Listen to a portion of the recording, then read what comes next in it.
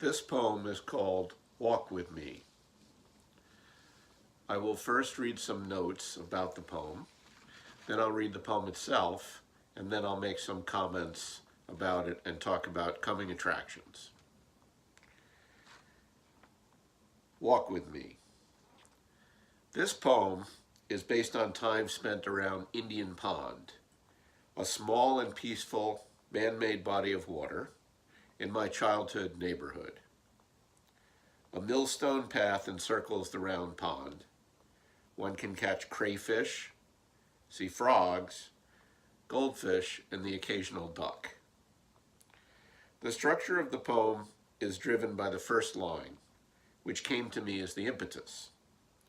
Notice that it has an odd number of syllables in any given line, which might, like 7 notes of a scale in music, add expectation of one more sound for completion. Each line is 3.5 trochaic feet. A trochee is an accented sound followed by an unaccented one, like in the word water, water. No rhyming is used. A not so obvious feature is that the stanzas are chained, in that a word used in the last line of one stanza appears in the first line of the next one. For example, makes you think you hooked a bass is followed by think with me around the pond. Here we go.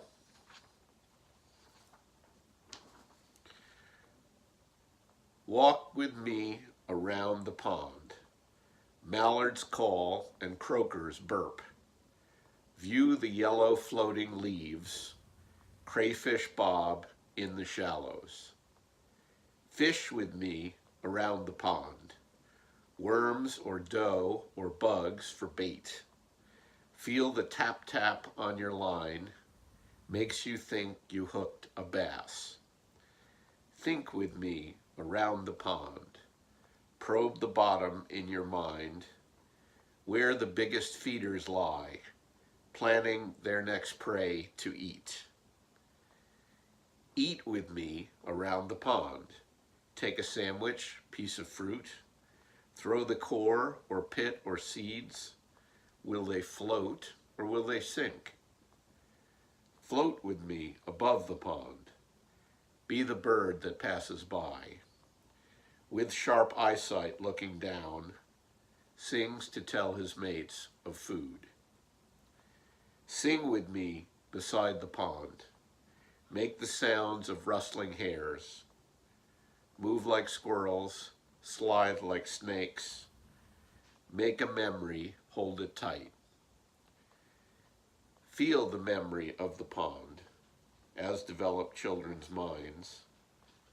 Ponds for growing, moving, dreaming, wriggling, walking, laughing, glad. Walk together round the pond. Mallards flap and croakers nap. View the autumn foliage. Live your life near the surface.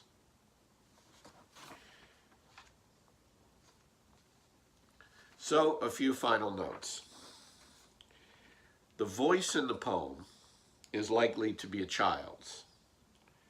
A phrase like, walk with me, sounds like a command coming from a grown-up, but in a young boy or girl, it means, let's walk together.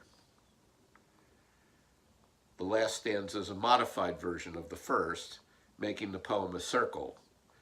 That seems appropriate, as the pond path and pond itself are circles. I am fortunate enough to visit my old neighborhood frequently, though I rarely walk around the pond. My next video will also be about a body of water in New Hampshire. Unlike the poem just discussed, this comes from a period of my life when I was in my 30s.